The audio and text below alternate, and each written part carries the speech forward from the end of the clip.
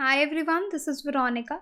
आज का टॉपिक हमारा डिस्कशन का है कि इंडिया में गार्बेज डंप साइट्स हैं, जहाँ पे भी हम कचरा फेंकते हैं उन एरियाज़ को डंप साइट्स बोलते हैं। बड़े बड़े पहाड़ आपने देखे होंगे, वहाँ पे आग लग रही है और आग लगने के रीजंस क्या हैं, ये हम डिटेल में डिस्कस करेंगे। आपकी कोई भी क्वेरी हो आप मुझसे कनेक्ट कर सकते हैं सोशल मीडिया पे, चाहे फेसबुक, इंस्टाग्राम या टेलीग्राम पे।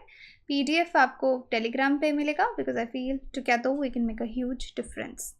और यहाँ पे मैं आपको एक ख़ास चीज़ बताती हूँ कि आपको मालूम ही है कि रिसेंटली स्टडी IQ पब्लिकेशंस जो है, हम अपनी UPSC के लिए और स्टेट PCS के लिए काफ़ी सारी जो बुक्स है वो धीरे धीरे लॉन्च कर रहे हैं। पहले भी आपने देखा कि ज्योग्राफी की बुक आई थी, अब हमारी ये नई बुक जो लॉन्च हुई है, प्रिंसिपल्स ऑफ इंडियन ज्योग्राफी, तो ये स्टेट PCS और UPSC CSC दोनों के लिए है।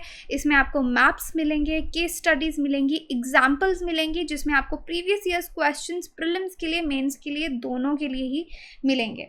तो बहुत ही अच्छी कलरफुल बुक है with very much quality content. आप इसको ऑर्डर कर सकते हैं फ्लिपकार्ट पे या अमेज़ॉन पे, और आपकी कॉपीज़ आपको घर पे ही मिल जाएंगी। So I am sure you will definitely support this initiative, और आप ये बुक ज़रूर पढ़ेंगे क्योंकि सारा मटेरियल अब आपको एक ही जगह पे मिलेगा। बाकी कोर्सेज जितने भी हैं हमारे स्टडी IQ पे, जब भी आप चेकआउट करें हमारी वेबसाइट पे, आप मेरा डिस्काउंट कोड यूज़ कर सकते हैं VERO33। 33% ऑफ आपको यहाँ पे मिलेगा, right. Now coming back to the topic, garbage dump sites की हम बात कर रहे हैं। इस तरह के पहाड़ आपने देखे होंगे जहाँ पे म्यूनसिपल की गाड़ियाँ भी कचरा कलेक्ट करके यहाँ पे ले जाती हैं। अब इंडियन सिटीज़ में अभी तक तो आपने बहुत सारी पोल्यूशंस पढ़ी हैं, एयर पोल्यूशन है, water pollution, radioactive pollution, हर तरह की पोल्यूशन। अब ये एक नई तरह की पोल्यूशन की प्रॉब्लम है, स्पेशली हॉट समर्स में, कि जितने ये बड़े बड़े पहाड़ आपने देखे होंगे, जैसे आप दिल्ली में अगर विज़िट किया है या बहुत सारी और सिटीज़ में भी, तो नॉर्थ में है दिल्ली में बहुत बड़ा एक पहाड़ इस तरह का, अलग अलग जगह पे बना हुआ है। आप भी बताइए आपकी सिटीज़ में आपने कौन सी सिटी में देखा है। ये बड़े गार्बेज डंप्स जो हैं, ये दिल्ली टू चेन्नई अगर आप देखेंगे इनमें आग लग रही है, काफ़ी बड़े साइज़ के ये हैं। दिल्ली गवर्नमेंट ने इनफैक्ट फ़ाइन 50 लाख का भी नॉर्थ म्यूनसिपल कॉरपोरेशन पे लगाया, क्योंकि उनको लगा कि इन्होंने बहुत ज़्यादा नेग्लिजेंस यहाँ पे शो किया है, काफ़ी ज़्यादा चीज़ों पे ध्यान नहीं दिया। तो आप यहाँ पे देख सकते हैं कि मैसिव फायर, भलसवा लैंडफिल जो है नॉर्थ दिल्ली में, 4th लैंडफिल फायर एक महीने में, मतलब 4 जगह ये आग लगी। उसके बाद Ghazipur landfill burn 3rd time in a month, तीसरी बार वहाँ पे आग लगी। ये दिल्ली की न्यूज़ है। गाजीपुर में देखिए 2017-18 में 31 टाइम्स आप देखेंगे कि फायर्स देखी गई, आग लगी। 18 फायर्स अगर आप देखेंगे इंसिडेंट्स 2018-19 के हैं, 6 इंसिडेंट्स आपके 2019 और 20 के हैं। छोटे छोटे एरियाज़ में आपको ये इस तरह की न्यूज़ देखने को मिलेगी। भलसवा जो है 135 इंस्टेंसेस 2017 में, 100 2018 में, और उसके बाद 42 इंसिडेंट्स जो हैं 2019 में, 3 इंसिडेंट्स 2020 में। नॉर्थ MCD अगर आप देखेंगे, ये सब उन्होंने बताया एक कमेटी को अगस्त 2020 में, ये सब डेटा है। और ये सिर्फ दिल्ली की बात नहीं है, इस तरह के इंसिडेंट्स आपको देश के अलग अलग कोनों में नज़र आएंगे। जैसे चेन्नई पेरुनगुडी डंप साइट है, वो भी सिटी के IT कॉरिडोर से ज़्यादा दूर नहीं है, वहाँ पे ये इंसिडेंट्स आपको मिला। तो ऑन एन एवरेज आप देख सकते हैं 2000 टन वेट वेस्ट जो है वो डंप किया जाता है। ये चेन्नई की मैं बात कर रही हूँ, पेरुनगुडी लैंडफिल में डेली बेसिस पे, ये 2000 टन्स डेली बेसिस की बात हो रही है। तो देखिए न्यूज़ में आपको ये भी नज़र आएगा, ये तो 2022 की न्यूज़ है। Personal struggle to bring major fire under control, तो कितनी ज़्यादा आग यहाँ पे लग रही है। राइजिंग माउंटेन ऑफ गार्बेज, तो ये ऑब्वियसली बड़े बड़े पहाड़ भी इंक्रीज़ होते जा रहे हैं गार्बेज से, और ये सब हमारे घर से ही शुरू होता है। डोमेस्टिक वेस्ट ही 70% गार्बेज जो कूड़ा कचरा है आपका डोमेस्टिक वेस्ट होता है, घर से जो आता है। India 3rd largest garbage producer भी है, US सबसे ज़्यादा 395 million turns, China 265 million turns, India 190 million turns. तो यहाँ पे आप देख सकते हैं कि ये एस्टिमेट्स हैं, अलग अलग साल के प्रोजेक्टेड एस्टिमेट्स हैं कि मिलियन टन्स में कितना सॉलिड वेस्ट हर साल जनरेट होता है। अब 2 टर्म्स हैं यहाँ पे, एक तो हो गया आपका लैंडफिल, दूसरा हो गया डंप साइट्स। ओपन डंप्स जो है ना, जहाँ पे खुले में गंद फेंक दिया जाता है वो बेसिकली इलीगल है। अगर आप ऐसे ही कहीं जाके कूड़ा कचरा फेंक रहे हैं और कोई भी इंसान इस तरह से कूड़ा कचरा फेंकते हुए अगर मिलेगा, डंपिंग इस तरीके से करेगा, तो उसको फाइन होगा। और इस तरह के डंप्स ओवरऑल अगर आप देखेंगे इन्वायरमेंट पे बहुत ही नेगेटिव इम्पैक्ट डालते हैं। इनको एक इनएप्रोप्रिएट तरीका माना जाता है वेस्ट डिस्पोजल का। इस तरह की डंपिंग के सिवाय जो लोकेशन है, आप कूड़ा कचरा अपने मोहल्ले में फेंक रहे हैं तो वहाँ पे बहुत सारे मच्छर होंगे, मस्कीटोज़ का ब्रीडिंग ग्राउंड बनेगा, बीमारियाँ होंगी, एनिमल्स आएंगे और बहुत गंदी वहाँ पे, क्योंकि बैक्टीरिया बहुत एक्यूमुलेट हो जाएंगे, माइक्रो ऑर्गेनिजम्स, तो अनप्लेजेंट ऑडर्स यानी वहाँ से जो स्मेल आएगी वो भी आपके बर्दाश्त के बाहर होगी। अब लैंडफिल्स में क्या होता है, इनको रेफ़र किया जाता है कि ये थोड़े सेफ़ हैं और ऑर्गेनाइज सिस्टम है वेस्ट मैनेजमेंट का, इसको गवर्नमेंट रेगुलेट करती है और कुछ लॉज एंड प्रोसेसेस रेगुलेशंस जो हैं वो इस पे रहती हैं कि वेस्ट ट्रीटमेंट किस तरह से होगा। इस सिस्टम को क्रिएट किया गया था फ्रेस्नो में, कैलिफोर्निया में 1935 में, जिसको हम लैंडफिल्स बोलते हैं। अब ओपन डंप्स ऑब्वियसली हैजार्डस हैं इन्वायरमेंट के लिए। सैनिटरी लैंडफिल्स जो हैं वो एक ऑर्गेनाइज तरीका हमको वेस्ट मैनेजमेंट का बताते हैं।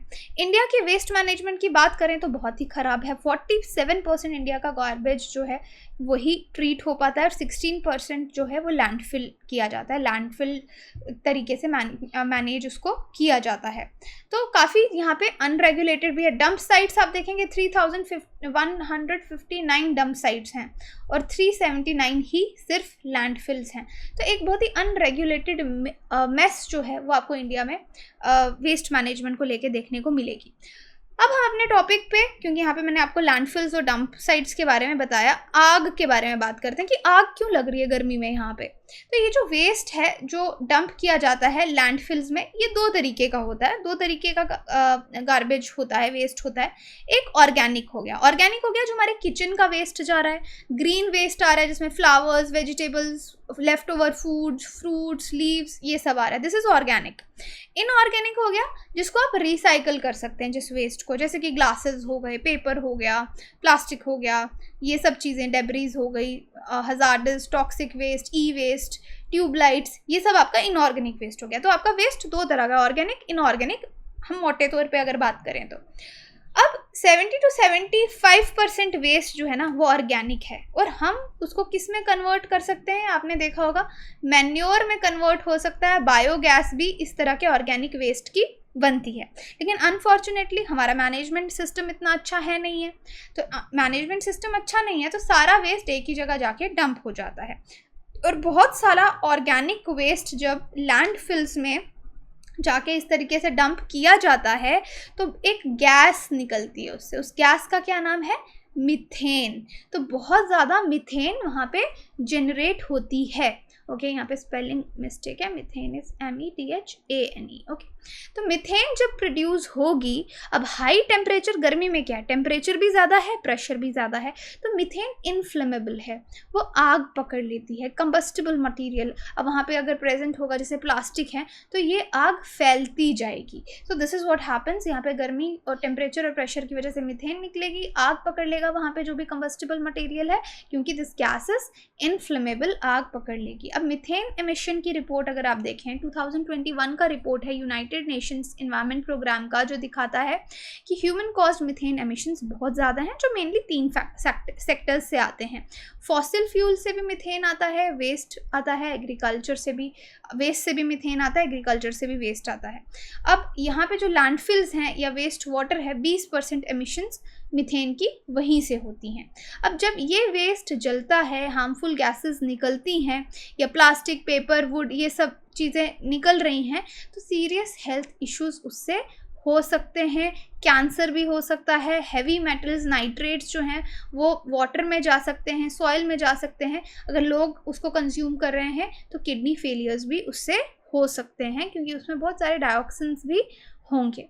अब इन्वायरमेंट पे उसका क्या असर पड़ रहा है, देखिए, अगर इस तरह से गार्बेज में खुले में आग लग रही है रूरल एरियाज़ में या एग्रीकल्चर एरियाज़ में, तो यहाँ पे आपके बहुत हाई लेवल के डायऑक्सिन्स और फुरान्स जो हैं वो रिलीज़ हो रहे हैं या सेटल हो रहे हैं क्रॉप्स पे। तो डायऑक्सिन्स क्या है, इन्वायरमेंटल पोल्यूटेंट्स, आप नॉर्मली समझ लीजिए इन्वायरमेंटल पोल्यूटेंट्स हैं जो कि इकट्ठे हो रहे हैं प्लांट्स पे, और जब ये प्लांट्स एनिमल्स इनको खाते हैं तो ये आपके फूड चेन में एंटर कर जाते हैं। फूड चेन में एंटर करेंगे तो डेफिनेटली ह्यूमंस भी इनको कहीं ना कहीं खा रहे हैं, तो आपके बहुत ज़्यादा हेल्थ इशू, इन्वायरमेंट इश्यूज़ के साथ साथ हेल्थ इश्यूज़ आना भी शुरू हो जाएंगे, क्योंकि हम अपने डाइट में बहुत ज़्यादा डाइऑक्सिन एंड फ्यूरान्स जो हैं वो हमारे अंदर जा रहे हैं।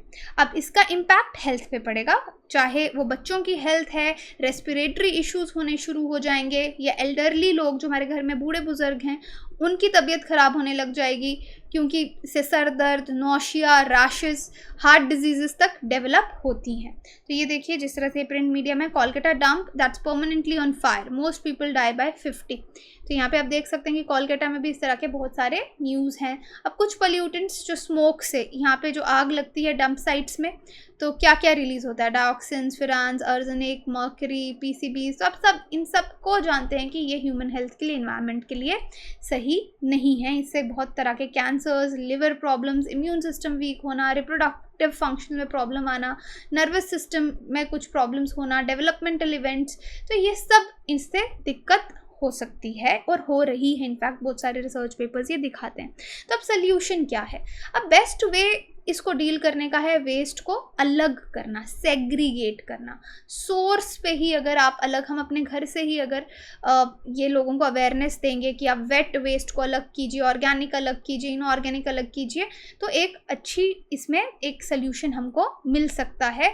और अगर लोग खुद से नहीं कर रहे तो उनको इंसेंटिव दीजिए कि उनको सेग्रीगेट क्यों करना है, उनको कुछ ना कुछ मॉनेटरी बेनिफिट अगर मिलेगा तो गवर्नमेंट का बर्डन भी लो हो जाएगा, और जो नहीं मानते उनको आप फाइन कीजिए।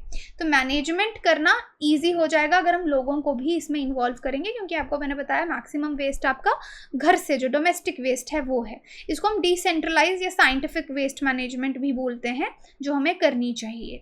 सो इससे आपका बहुत ज़्यादा बेनिफिट होगा और लैंडफिल मैनेजमेंट एक प्रॉब्लम या पोल्यूशन बन के सिर्फ नहीं रह जाएगी। सो डेफिनेटली एक इंडिपेंडेंट अथॉरिटी की भी ज़रूरत है जो वेस्ट मैनेजमेंट पूरे देश में संभाले। सॉलिड वेस्ट मैनेजमेंट रूल्स 2016 की अगर आप डिटेल देखेंगे तो उसमें भी लिखा है किस तरह से इसको हैंडल करना चाहिए, लेकिन वो कहीं पे भी फॉलो नहीं होता। अगर रूल्स भी ठीक से इम्प्लीमेंट हो जाएंगे सही स्पिरिट में तो ये प्रॉब्लम खुद ब खुद सॉल्व हो जाएगी। सो आई होप यहाँ पे हमने प्रॉब्लम के साथ साथ सोल्यूशन की भी बात की है। तो आप इस पर छोटा सा पैरा लिख के ट्राई कर सकते हैं आंसर राइटिंग ना, सॉलिड वेस्ट मैनेजमेंट या वेस्ट मैनेजमेंट पे ही। और this is a new kind of pollution also, अगर आप इन्वायरमेंट पे कोई ऐसे आता है उसमें भी ऐड कर सकते हैं। Now question is which is the headquarters of United Nations Environment Programme? Geneva, Nairobi, Paris, New York. आप मुझे कमेंट सेक्शन में बता सकते हैं या फिर आप टेलीग्राम में पोल में पार्टिसिपेट कर सकते हैं। बाकी this is our website where you can check our courses. Thank you so much.